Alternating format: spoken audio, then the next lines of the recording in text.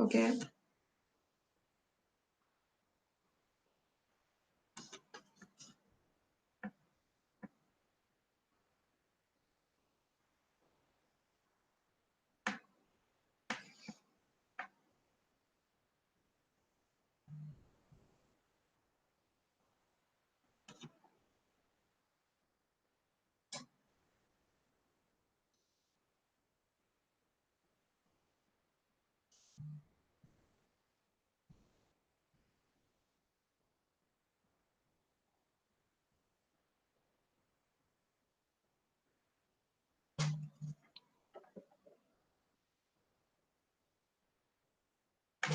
Okay. Um, Hello, everyone. Welcome to this webinar. Uh, we will be beginning in a minute. Just waiting in case anyone else is joining. And yeah. All right. Okay.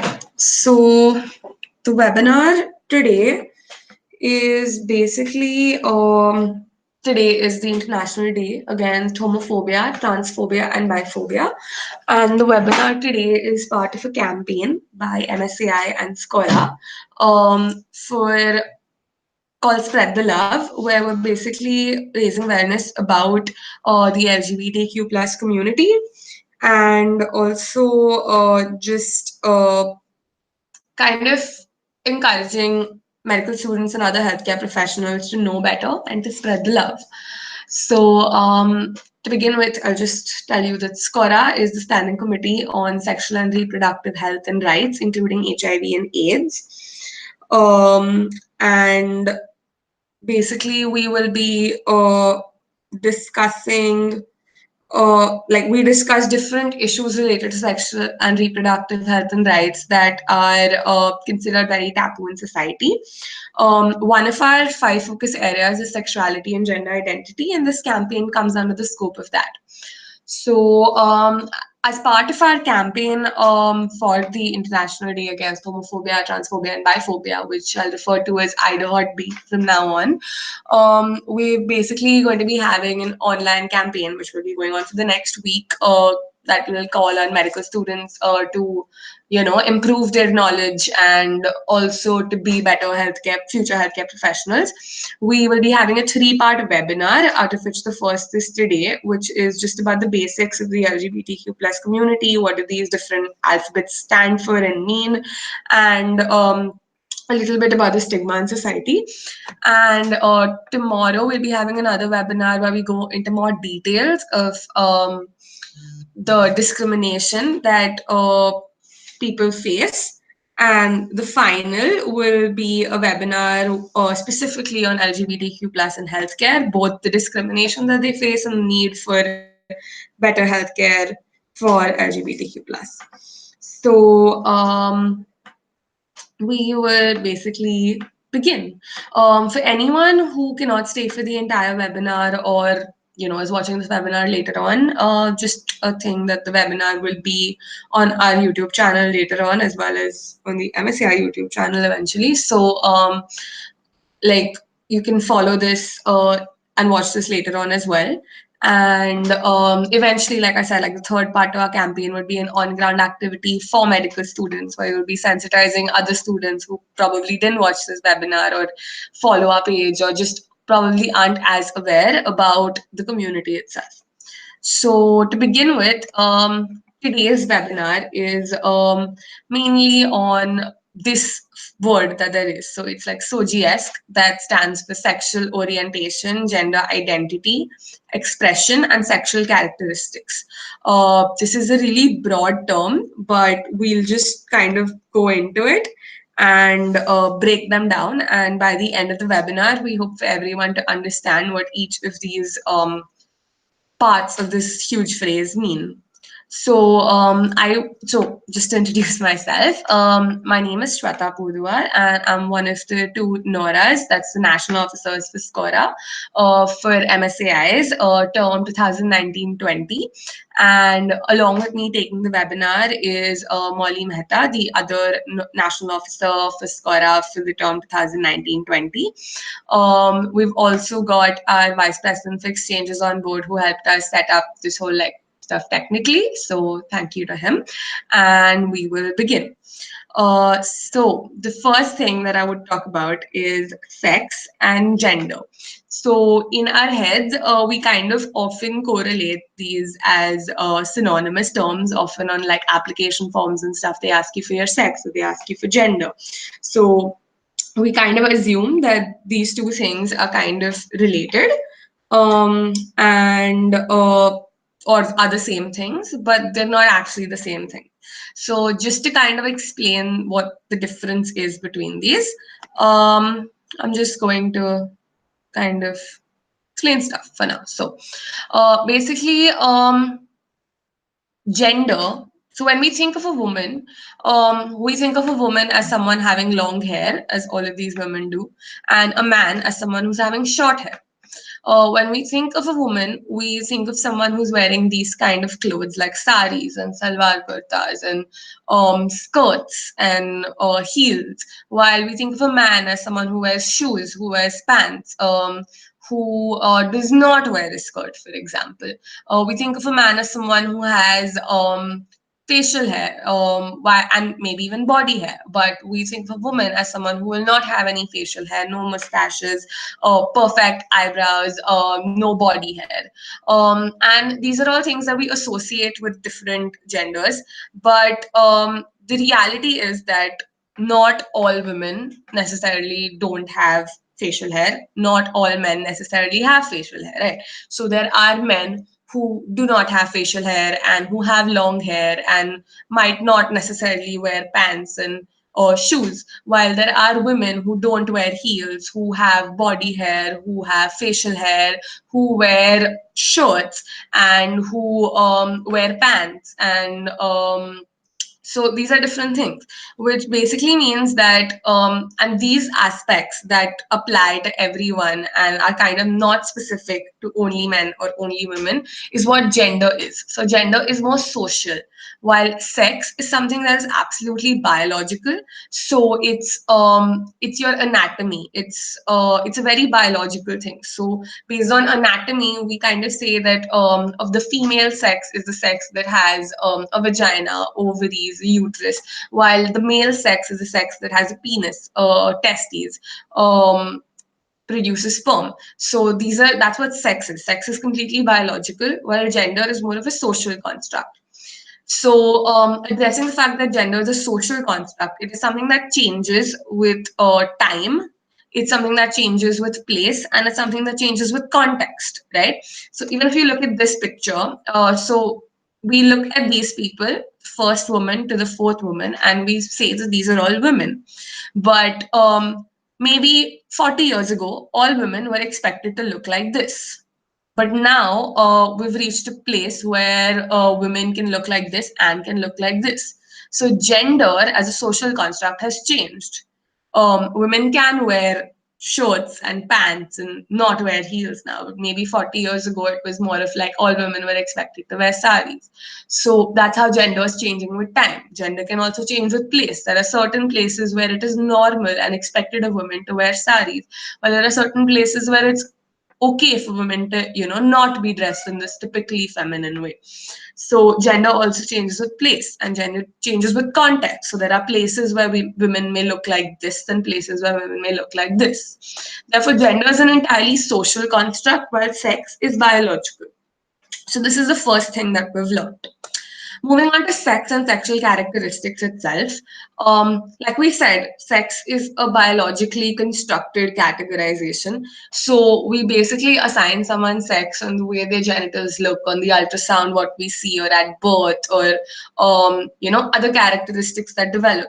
So we say that someone who has a penis is male, someone who has a vagina and a vulva is female, someone who might have a uterus and ovaries is female, but someone who has a testes is male. So this is the sex that we categorize people as. And sexual characteristics are then characteristics that people develop that we associate with each of these. So, for example, like a woman would have breasts, but a man would have a hoarse voice. That's a sexual characteristic that develops.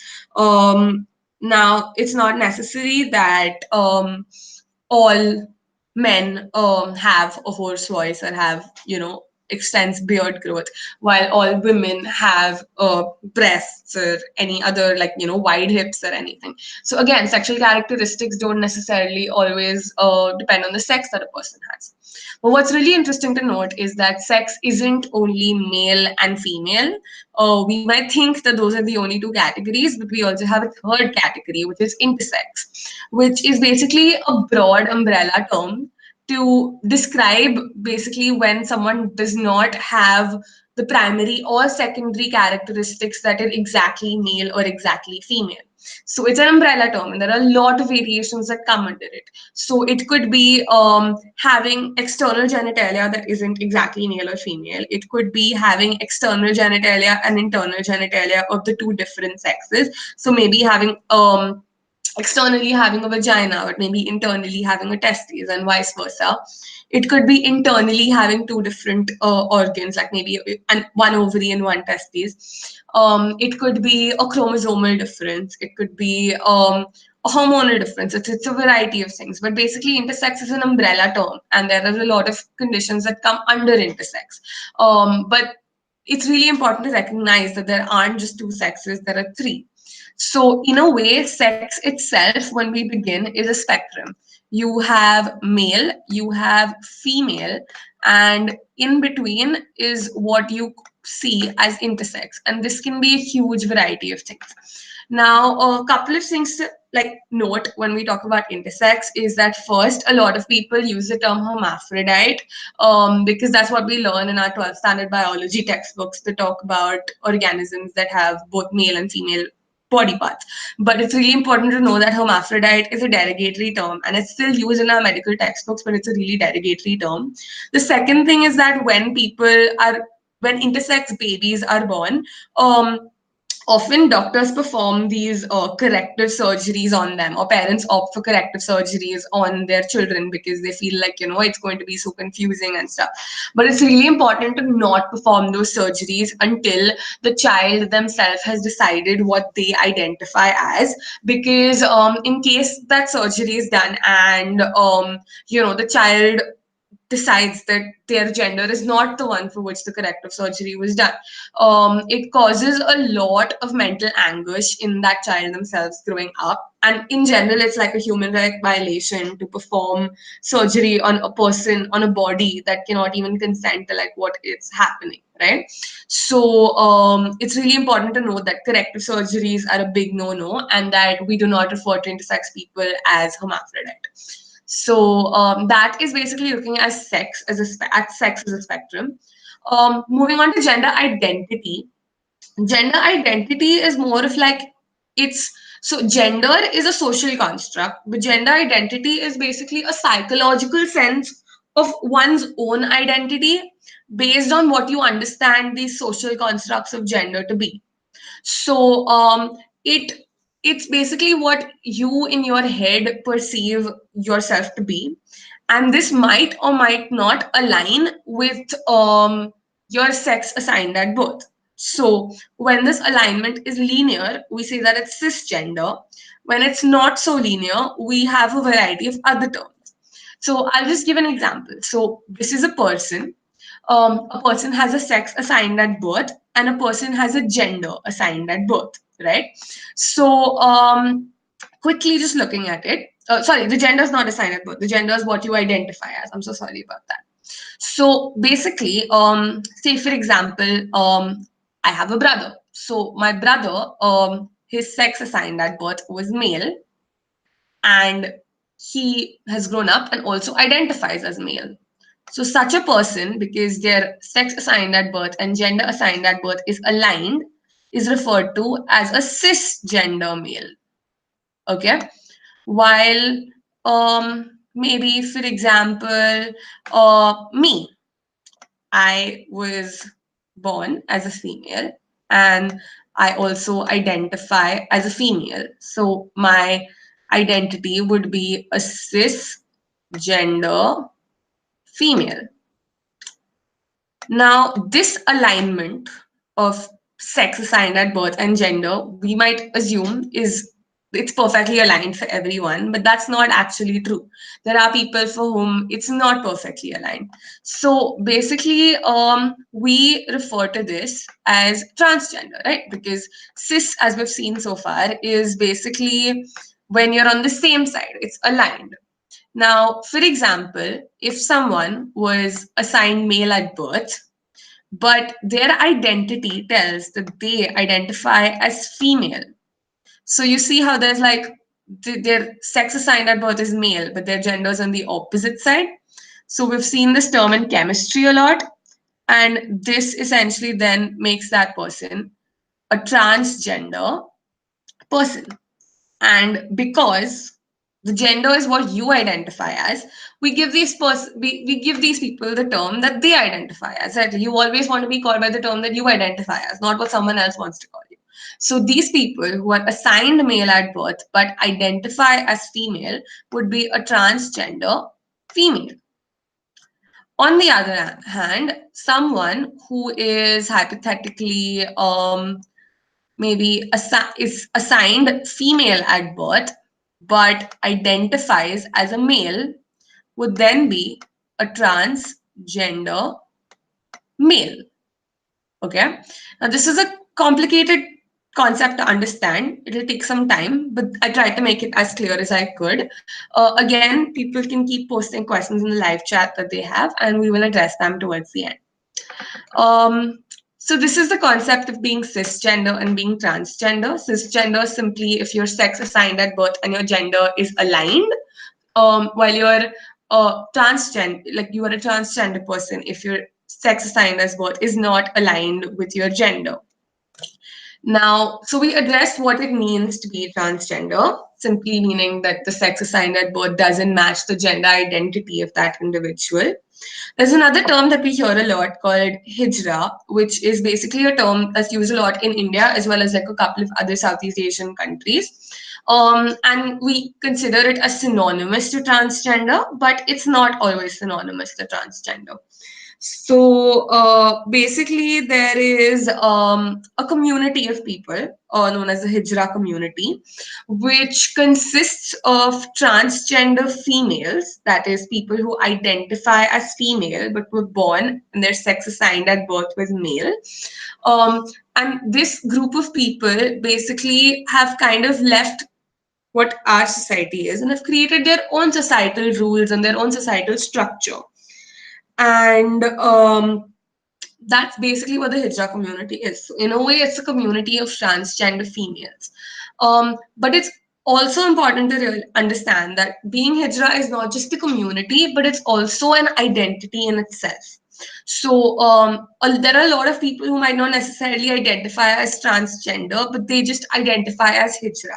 And it's an identity in itself. And this is a complicated concept to understand, but it's what some people feel, right? And you're not supposed to ever undermine what someone else feels.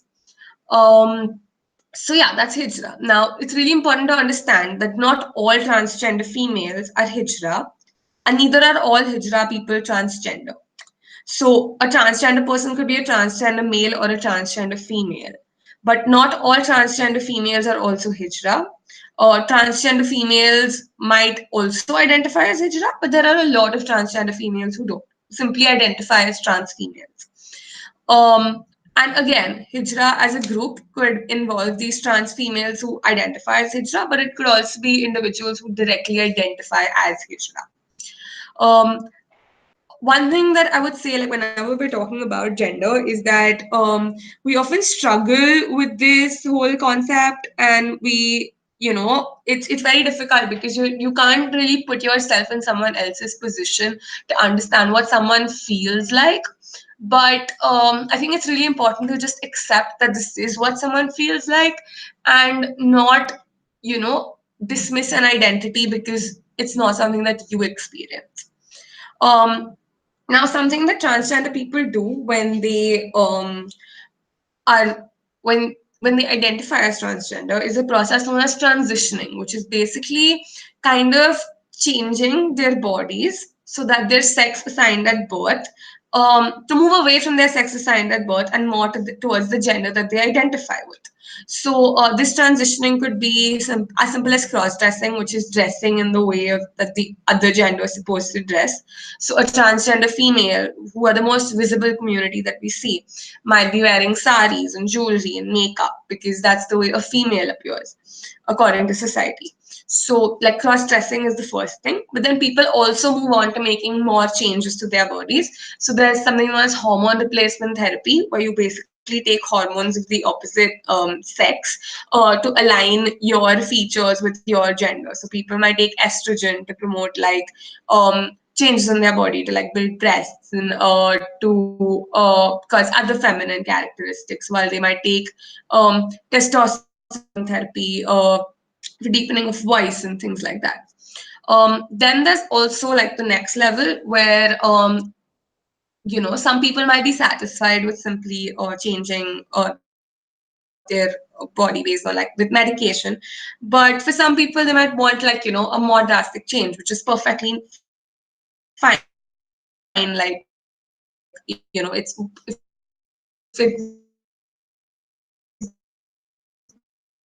which is what someone wants to do with their body. So shape their jaw structure or anything to basically align more with the gender that they identify with. And in our textbooks, these procedures are referred to as SRS or sex reassignment surgery. But a term that the medical community is moving towards now and should be moving towards now is GAS or gender affirmation surgery. So it's a very linguistic thing that sex reassignment basically implies that we're reassigning someone's sex, but being transgender is more about the gender identity, and it's not so much as just simply reassigning your sex as much as changing your body to reaffirm the gender that you identify with, which is why we call it gender affirmation surgery. So that's what it means to be transgender. But again, gender is also a spectrum, the same way sex is a spectrum. So the gender binary basically refers to the idea that there are only two genders. There is only male and there is only female. But in reality, gender is also a spectrum. So gender non-binary in that case basically becomes a person who identifies as a gender that is something other than simply male or simply female. And it's an umbrella term, so it includes a lot of terms.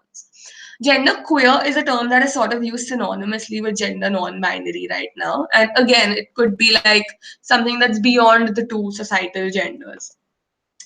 Agender might be a person who identifies as not having a gender at all because, like we said, gender is a social construct. So there might be a person who believes that, this is completely like not necessary as a concept and chooses to not identify with any gender because they choose not to, fit into that societal construct. And then there's gender fluidity, which is basically a person whose gender identification and their presentation shifts in a fluid manner between various genders.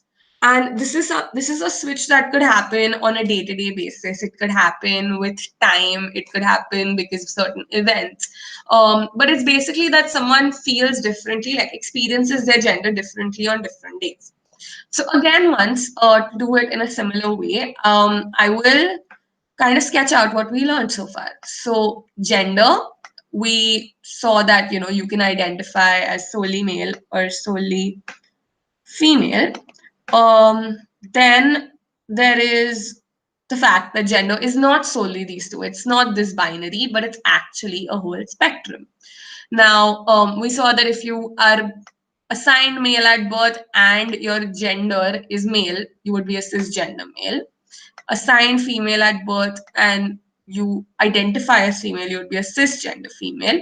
If you were assigned male at birth but you identify as female, you would be a transgender female. And if you were assigned female at birth, but you identify as male, you would be a transgender male. But we also saw that gender exists outside this binary in this space, where you could identify maybe as more female than male, but not entirely female. You could identify somewhere in the middle, which is like being gender neutral and not more of male or female.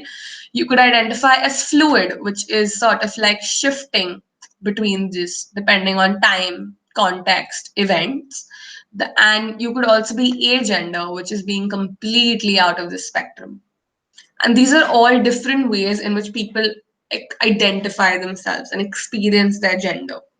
And again, a lot of these are difficult to understand, and there are a lot of terminology that will come up ahead as well, but also so far that we've discussed with gender. And it might seem like a lot to grasp, and it might seem like, oh, these are just terms that people are coming up with in different ways to call themselves, and it's so unnecessary. But it's really important to understand that, we're still kind of figuring out language for gender.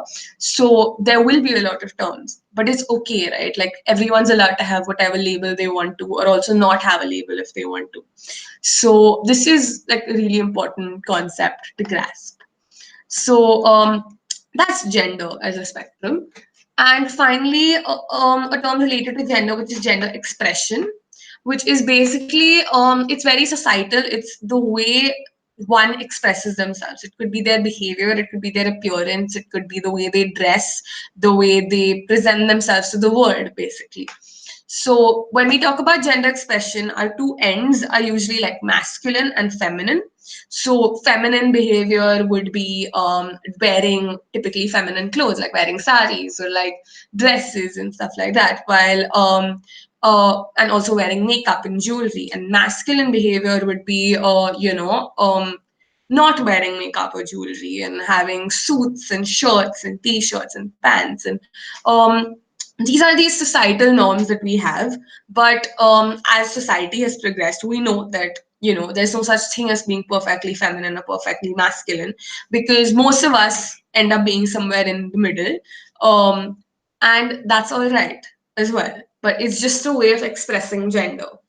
um, there's another term, androgynous, which is used a lot now. It's originated with the fashion industry, but it's sort of being used by the general population as well now, which is basically like when someone's gender expression isn't perfectly masculine or feminine, like it's not perfectly, but it's not clearly masculine or feminine. So it'd be like somewhere in between. It's the kind of thing that makes you think like, oh, is this a boy or is it a girl? Because we look at people's gender expression and assume their gender, but that's again not always true. So it's really important to understand that the terms that we discussed so far, gender, sex, sexual characteristics, and gender expression, are all sort of separate from each other. They might depend, like they might be interrelated in our heads, but they're actually quite distinct concepts in itself. So that's it for gender, and now Molly will take over for sexuality. Go ahead, Molly. All right, thank you, Shweta. Hi, everyone. This is Molly Mehta. I'm the other national officer for this term. And so Shweta very nicely explained, about the different terms, the sex, gender, gender expression, gender identity, and all these terms are very confusing at times because they sound so similar. One more term which we now come across is sexuality. So a lot of people, they associate sexuality, towards like similar to sexual orientation or like towards sex, but one needs to understand that sexuality is a very very broad term and is also deeply personal to an individual.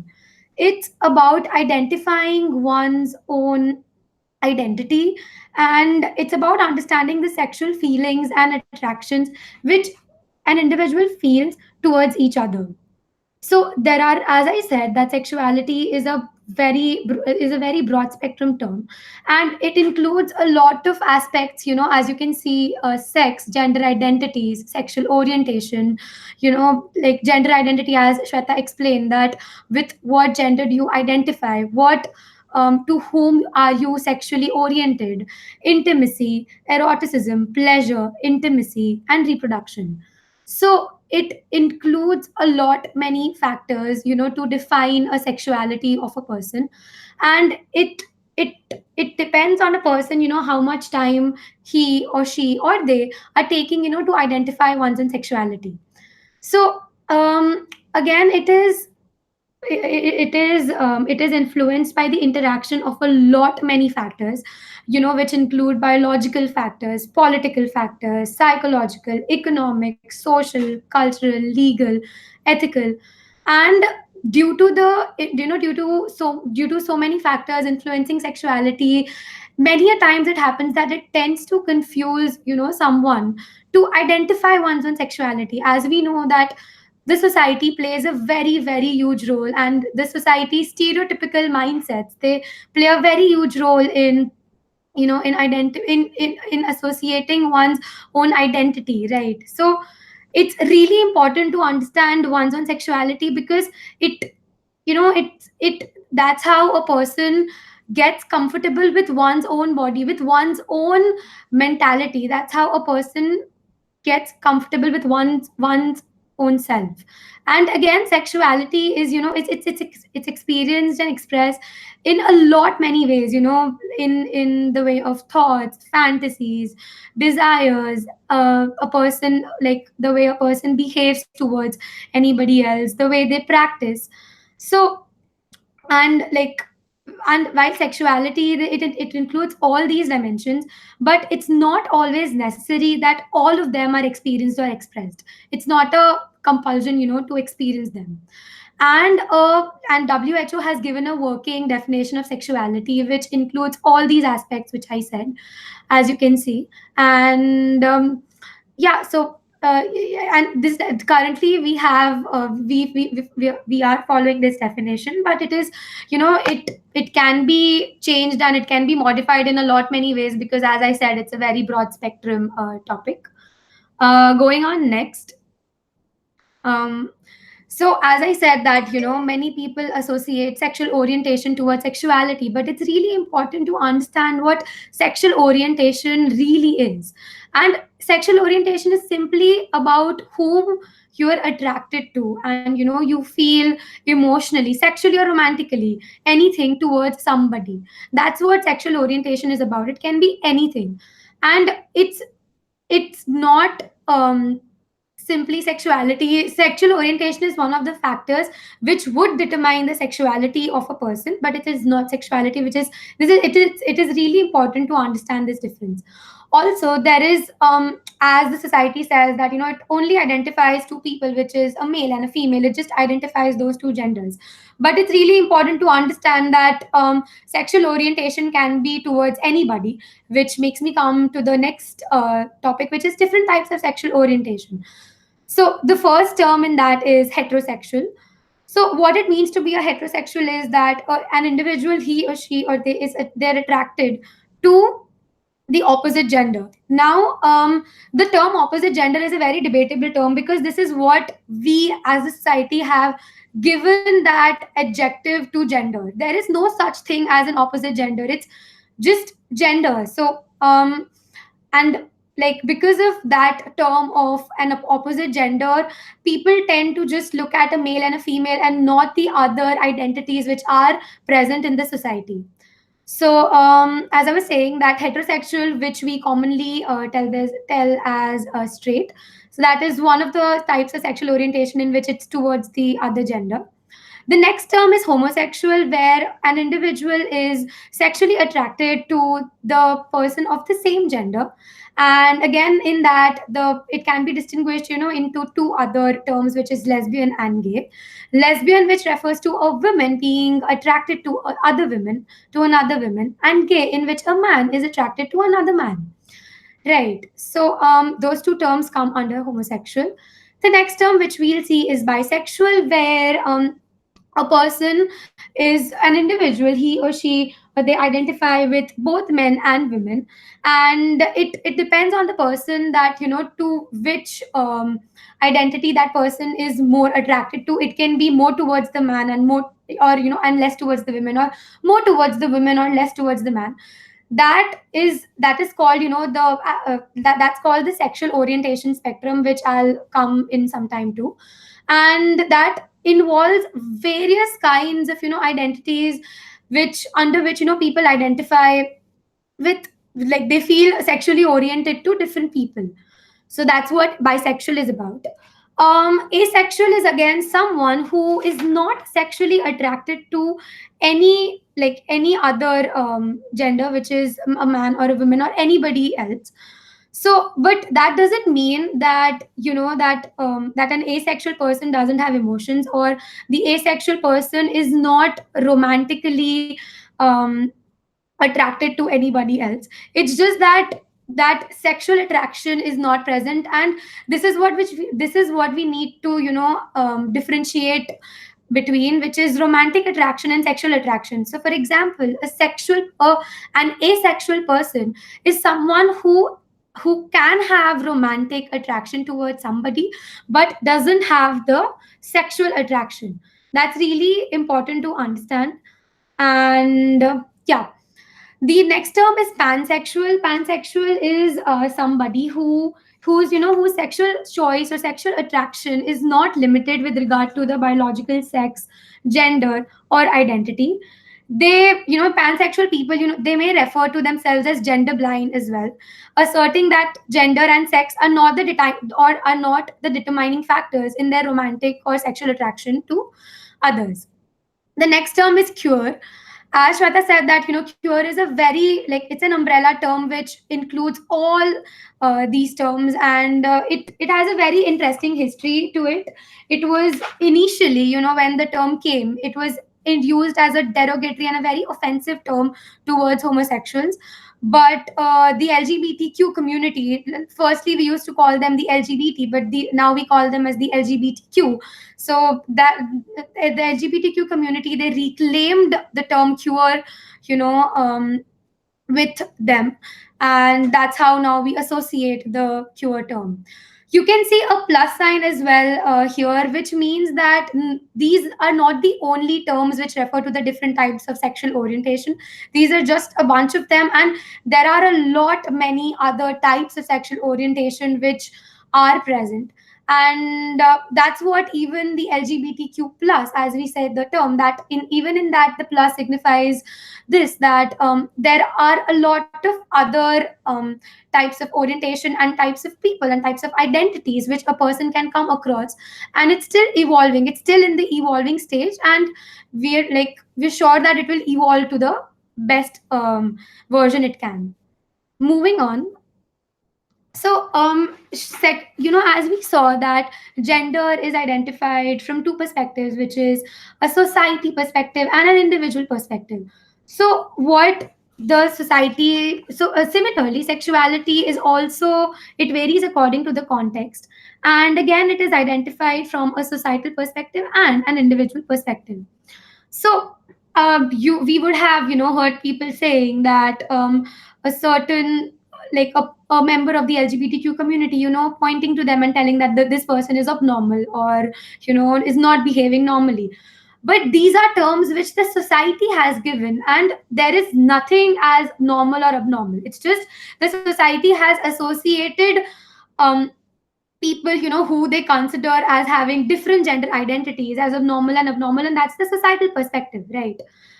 And so which is a completely wrong perspective to it, because we have no right of labeling someone as normal or abnormal, because that's just a visual concept which people are having, and which is not in reality the case, right? And so there are societies where the norms and values, so they differ. Obviously the norms and values of each society and community differ from each other. So there are some societies which are very open to the idea of gender identifying and sexuality, and they're very open towards the queer and the queer community, LGBTQ.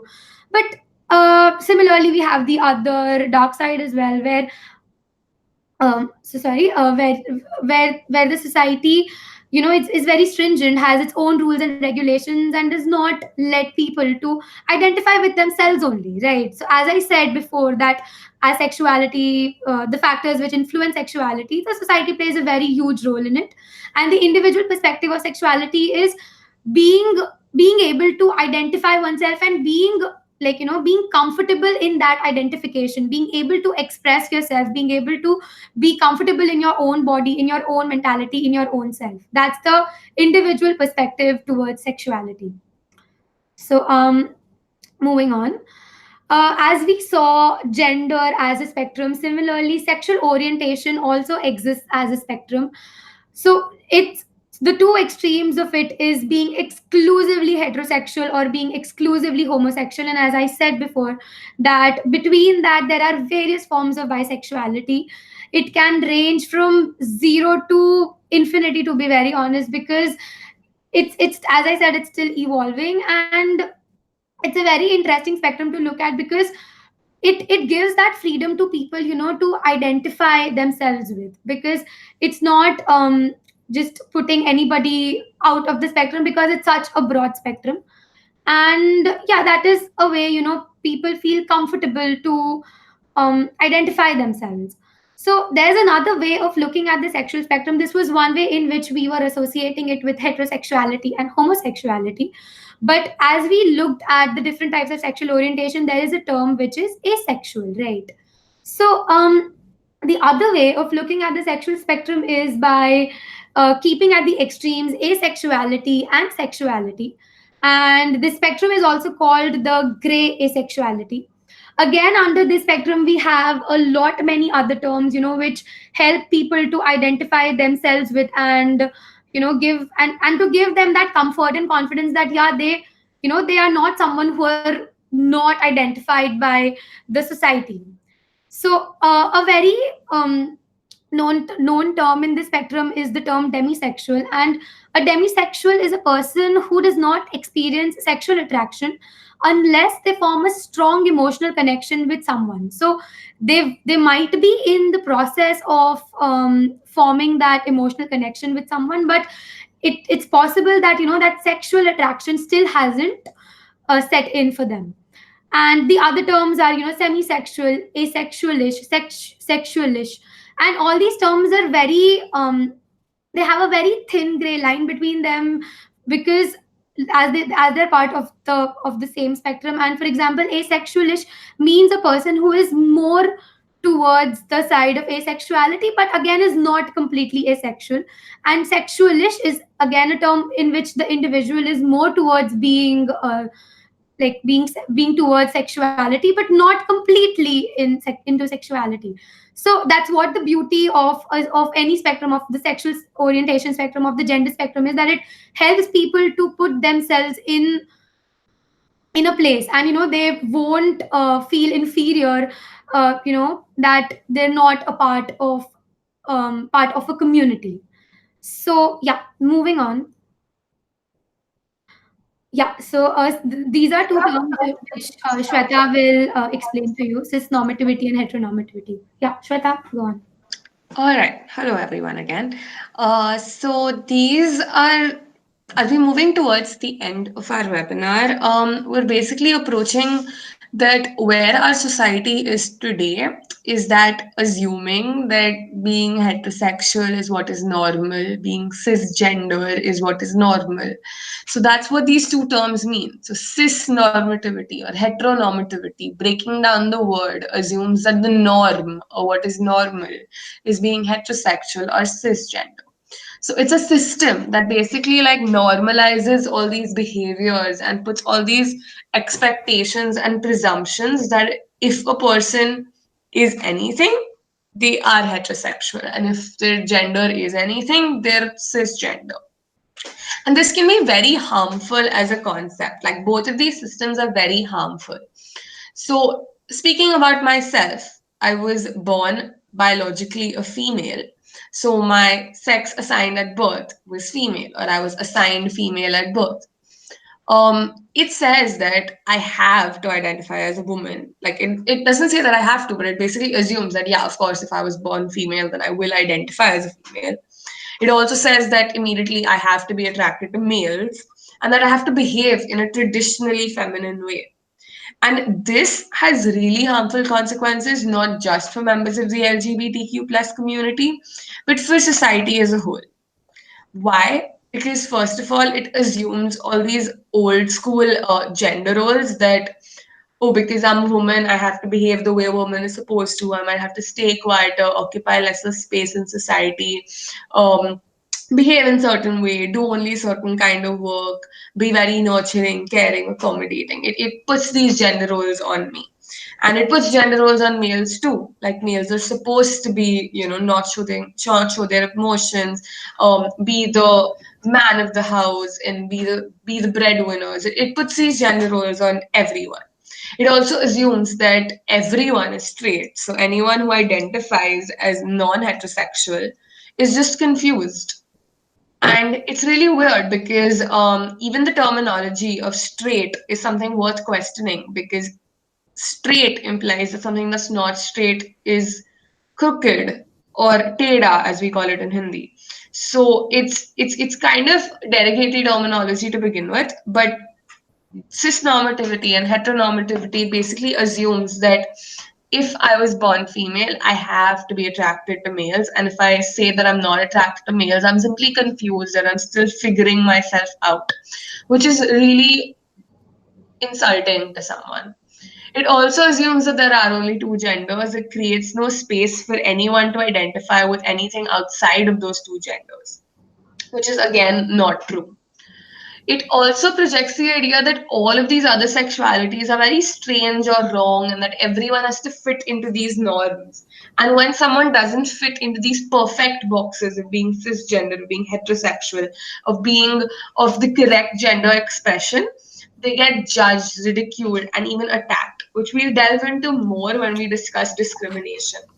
And what it does essentially is that it seriously harms the LGBTQ plus community, but it also holds us back from progressing as a society, which is really harmful. And that is what is wrong with cisnormativity and heteronormativity, which is why we need to move away from it. We need to stop assuming that every person who appears female is female. We need to stop assuming that every female is attracted to a male. We need to stop assuming that every person who appears female as a male, but also that would either only be male or female. Like we need to open ourselves to the possibilities of various gender identities and various sexual orientations. So yeah. Now Molly will discuss a little bit about the various myths that we associate with the LGBTQ plus community, and that would be like we're nearly done with our webinar. So yeah, Molly, go ahead. Yeah. Hi everyone again. So there are many myths, which people associate with the LGBTQ people, and there are like a bunch of them which we have shown here. The first one is, it says that it's a mental illness. That's, I feel the most common myth which we hear from people who have no idea what the community is about, and they just blankly say that it's a mental illness, which is very very wrong, because like they, as I said, that the association of being normal or abnormal, so hence they see it as being abnormal. They associate that hence as it is not normal, so it's a mental illness, which is again completely very wrong. And as we all know that it's not at all anything, like it's not at all an illness or a disease. And perhaps the American Health Association and the WHO, even they haven't described being a part of the LGBTQ community as being an illness. So that's a very very wrong myth. Moving on, the other one is that gay men hate women and lesbians hate men, which is again a very wrong statement to go with, because um, as we've seen, like, gay men and lesbians, like other heterosexual people, they have their own personal preferences towards whom they want to be friends with and acquaintances with, right? And it is like, as gay men and lesbian women, they are in a common struggle. They tend to be like, they tend to prefer each other more for being friends. And it's not as if, they have anything against the heterosexual people, but as both of them are a part of the common struggle, it's very obvious that they tend to go along more. But again, it's like, it's not as if, they hate the heterosexual people or they hate other lesbian women. And again, it's not even necessary that all gay women would like every time like all the lesbian women. It's a lot based on personal preferences, as it is for heterosexual people. So that was about that. The next one is that LGBTQ orientation may be contagious. So again, as people associate being a part of the LGBTQ towards, being a mental illness or a disease, they think that this can, spread to others, which is again completely wrong, because people who are comfortable with a heterosexual identity will not be influenced to become LGBTQ, just exactly like an LGBTQ person will not be influenced to become straight if they spend time with heterosexuals. It's as simple as that. It's not influenced by, being with someone. It's about what you identify with. So that was about this myth. The next one is that children should not be exposed to LGBTQ people, nor should adults even discuss LGBTQ issues, as children might be unduly influenced.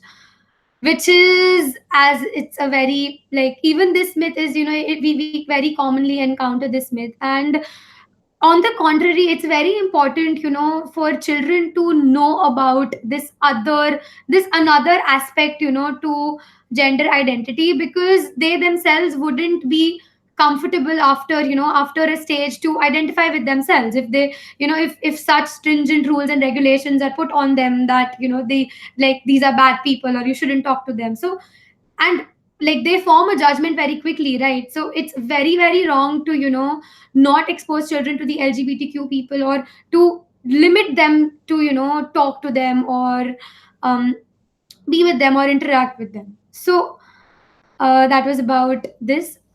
The next one is that LGBTQ people do not have long-term stable or a monogamous relationship. So again, this goes, towards on the lines of being normal, or being normal or abnormal. People associate LGBTQ to abnormal, hence they associate their relationship to being an abnormal relationship. Hence they associate it to being a, like, not a very long term or not a very stable relationship, which is again very wrong, because the first point which leads to the whole series, that them being abnormal is the completely wrong statement, completely wrong word attributed to them. So again, this is a very common myth which we come across. And it's not just these are just five myths which we discussed right now, but there are many other many other myths, which people do associate with the community. And it's very hurt, like, it's very sad that still people do that a lot, and still people have that mindset which is full of myths, which really needs to be, changed, as all such, because it affects the LGBT community as a whole a lot. And yeah, we are, we have started towards working for eliminating those myths, and we still are in the process, so hopefully they will be someday, demolished. So yeah. All right. So to kind of summarize where we are now, um, basically what we discussed in today's webinar was the basics of Soji-esque. So I'm just going to write down that word again over here so we remember it. So we discussed all these different terms, and I'm going to use this tool called the genderbread person, which really helps everyone understand these different terms in a more clear way. So the first thing that we discussed was sex itself. That's like your biological anatomy. So sex is like your biological anatomy and what you're born with, essentially. So that's your sex assigned at birth. So you could be assigned male or female at birth. And we also discussed how, that's not the only thing. Sex itself is a spectrum, and there's also intersex. Um, then we discussed gender identity, which is what you identify as. So this could again be male or female, and that's not the only gender binary. I mean, that is the gender binary, but that's not the only gender. Like, gender exists outside of that binary. So there are non-gender binary identities. We also discussed how, like, your gender identity and your sex could be aligned, which would be cisgender, or it could be not aligned, which would be transgender in that case. So that's gender identity. Then we also discussed how There's gender expression, which is the way you choose to present yourself to the world. So if you wear skirts, or if you wear pants, or if you grow your hair long, or if you wear makeup. So you could have like a feminine or a masculine gender expression.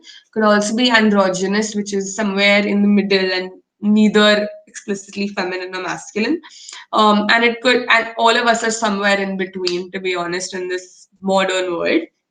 And then that was about the gender, and then there was sexuality, which is a whole range of everything. But sexual orientation is one part of sexuality, and under sexual orientation we have two different components of sexual and romantic attraction, because like we say, not everyone experiences sexual attraction but can experience romantic attraction. So we discuss terms like heterosexual, homosexual, pansexual, bisexual, queer. We discussed the plus, and we also discussed the fact that even sexuality and asexuality kind of forms a spectrum. And then we discussed a little bit about how we kind of assume that the normal is certain things, but that's not actually true. And we need to accept that, everyone can be whatever they want to be, even if it's an identity that we didn't discuss today, because it is something that someone identifies as, and it's very personal, and that's important. So, to kind of sum up again in one line, gender is how we perceive ourselves. It's about how we experience ourselves, while sexuality is more of how we experience the world. And that's really important. Um, and that's about this. Um, just as we kind of look at a couple of things that we discussed today, I'm going to go through the doubts that people asked and kind of address them. So the two doubts that were there on the chat were that so the first person asked like that they've heard that hijras are actually kidnapped pre-pubertal males who are castrated and then forcefully made to identify as gender neutral. Is this true? So the hijra community is a community, so they're very accepting of everyone. So yes, there might be some people in the community who did undergo castration and then went there, but it's not necessarily like forced castration. Like it could be like people who underwent castration for other reasons. But again, like there are people have forced castration and then like are left in society, and then maybe they're accepted by the community. There are always instances of forced castration for begging and stuff like that that happens.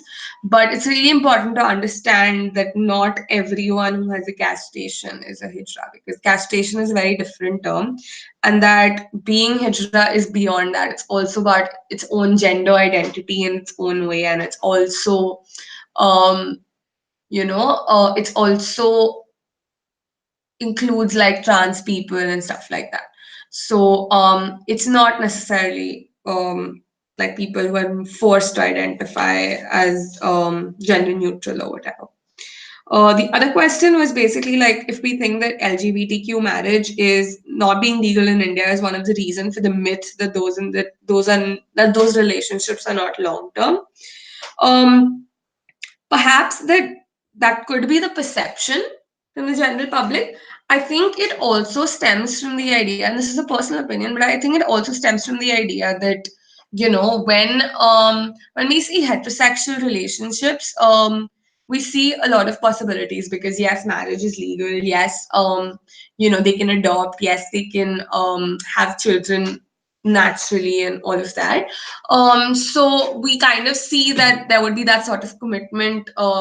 There is a lot of things. While when we see homosexual relationships, because there is no probably like a legal right to marriage and to adoption and to family and to have those sort of things, perhaps they see it as solely like about sex, which is very like taboo in society. So perhaps maybe that's why it's seen as you know the fact that these relationships don't last long term. But this is like solely a personal opinion, but I think it's a lot more judgment about sexual practices and about the fact that there would be no consequences. And I think definitely it is affected by the fact that LGBTQ marriage is not legal in India, because for some reason we presume that marriage kind of dictates monogamy, which is not always true, and that someone who's not married would not be monogamous, which is unfair to, I think, both parties. But yeah, so that's actually a very interesting question. And those are our only two questions. Does does anyone else have any question? You can type it out in the chat. And with that, we sort of come to a wrap of the first webinar for this campaign. I'm really glad that so many of you could join us and could be a part of this. Our major goal with this webinar specifically was to sensitize people to the variety that exists and the diversity that exists in sexual orientation and gender identity, and the fact that there's so much that we don't know about. And we'll address how this community faces a lot of discrimination, both within and outside healthcare, in the upcoming webinars. But that's all for tonight. Thank you so much for joining us. And for anyone who's listening to us later on, thank you so much for listening through this whole 1 hour thing. And it's been great having everyone on board. So with that, I end this webinar. Thank you so much.